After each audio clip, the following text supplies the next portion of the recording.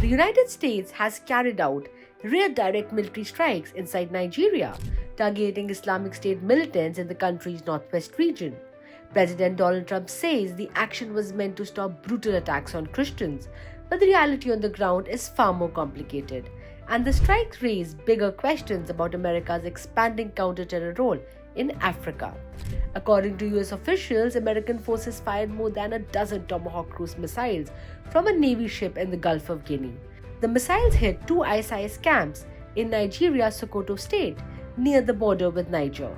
US Africa Command says multiple ISIS fighters were killed and the operation was carried out in coordination with the Nigerian military after weeks of surveillance flights.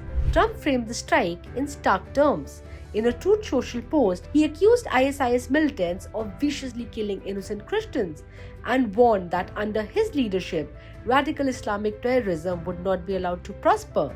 His Defense Secretary Peter Hegseth echoed that message, saying the president had been clear that attacks on Christians must end. The strike followed growing pressure from evangelical groups and Republican lawmakers who urge Christians in Nigeria are being systematically targeted.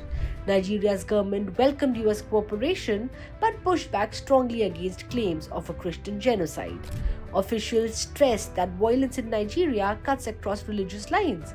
Christians and Muslims alike are killed by a complex mix of jihadist groups, armed bandits, and criminal gangs.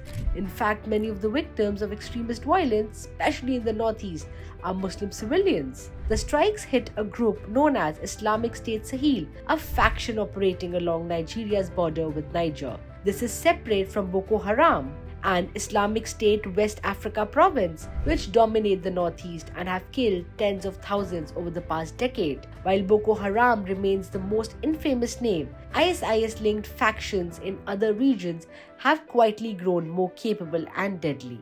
Even inside the Pentagon, officials acknowledge the limits of airstrikes. In northwest Nigeria, much of the violence is driven not by ideology but by kidnapping gangs and criminal networks. Nigeria isn't officially at war, yet more than 12,000 people were killed by armed groups this year alone. And a few missile strikes are unlikely to change that reality. This was the second US strike on ISIS in a single week, following major airstrikes in Syria. Together, they signal a broader shift, a willingness by the Trump administration to hit ISIS affiliates wherever they operate. Whether Nigeria marks one-off strike or the start of deeper US involvement in Africa remains an open question. What's clear is this: defeating ISIS in Nigeria will take far more than firepower. The conflict there is deeply rooted, fragmented, and resistant to simple military solutions. Thank you for watching. For more such geopolitical deep dives, like, share, and subscribe.